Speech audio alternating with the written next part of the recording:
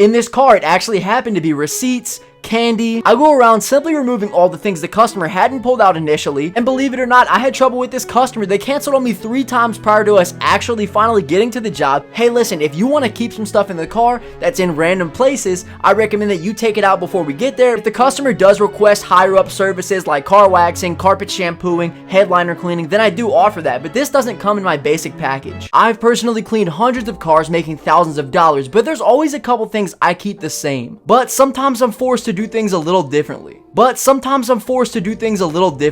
This job went extremely smooth, and it even converted me into another job free of marketing. I found this job through somebody that I know at work who recommended me, meaning I landed this job by spending $0. By simply doing a good job on somebody's car and leaving no loose ends, jobs are going to start coming to you and continuing like this down the line. In this job, the main point or the main issue the customer had was all the trash and all the candy and snacks within the cracks and underneath the seats. 𝗤𝘂𝗂 is incredible, especially if you need help keeping up with customers, sending estimates, invoices, or collecting payments. Give 𝗤𝘂𝗂 a try for free. Just click the link in the comment section and the description of this video. 𝗤𝘂𝗂 is also the fastest way to send estimates, invoices, and secure payment from your customers, and even providing you with real-time business analytics such as close ratio, sales, and expense tracking. The customer said that she has multiple grandchildren in and out of this car every single week, meaning I had to pull out the long vacuum attachment and go under the seats and get everything. A lot of the time, you can tell where the customer has the strongest dislike in their car based on a couple questions. Hey, maybe for them it's dog hair from the pets, and maybe it's trash that their kids are leaving under the seats and around the car, or the customer has just never heard of a mobile detailing and they're in desperate need of a full makeover. This happens a lot of the time to me actually. Some of the people have never heard of this stuff, or they give me a clear-cut answer of what their problem is. And better for me, after the first time cleaning, the second time is always the easiest, and if you do a good job, you're going to retain the customer for multiple cleanings. Firstly, whenever I was going in to detail this car, I started on my main thing, is the trash pickup. I go around simply removing all the things the customer hadn't pulled out initially,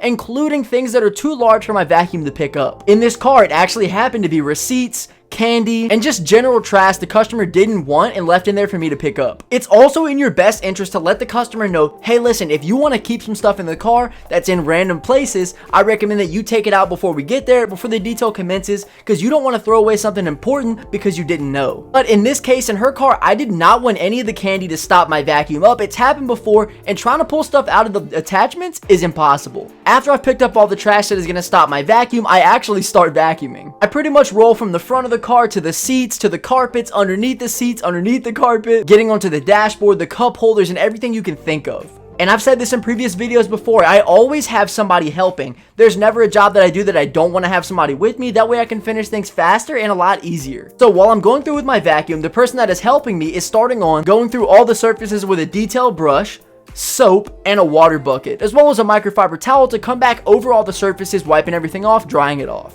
This actually helps you ensure a much deeper cleaning. Beforehand, whenever I would have people come help me, the process wasn't as rigorous for them. The vacuuming part I always like to keep to myself because it really claims the most details. You want to make sure that you're not missing anything, and it's very easy. If you're not putting in 100% or it's not your business or you don't care that much, there's so many things you could miss the customer's not going to like. Also, in the past, mostly what people have done is just taking a wet microfiber towel and going over all the surfaces. At that point, you're kind of just rubbing dirt in.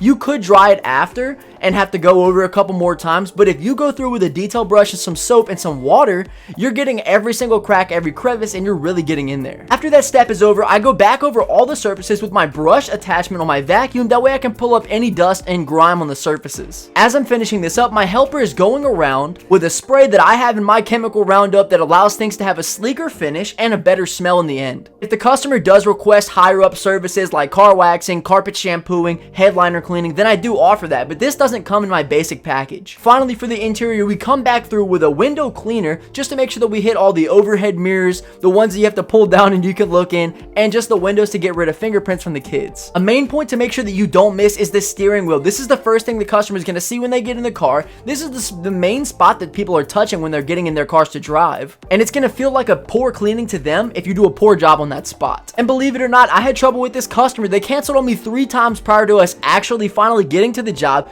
doing it on the date that we decided. But I'm going to tell you more about that in part 2. Comment down below too if you want to hear the rest. Are your trash cans starting to look and smell like the garbage inside of them? Then it's time to call your company name for expert trash can cleaning services. Our state-of-the-art cleaning process is specifically designed to eliminate odors, bacteria, and stubborn grime, leaving your trash cans fresh and hygienic. But the benefits of our service don't end with just cleanliness. Regularly cleaned trash cans deter pests, improve the sanitary conditions around your home, and prevent the spread of germs. At your company name, we're committed to delivering outstanding trash can cleaning services that enhance your living environment. Don't let dirty trash cans become a health hazard or a source of embarrassment. Message us right now to get 20% off, but hurry, this offer won't last long.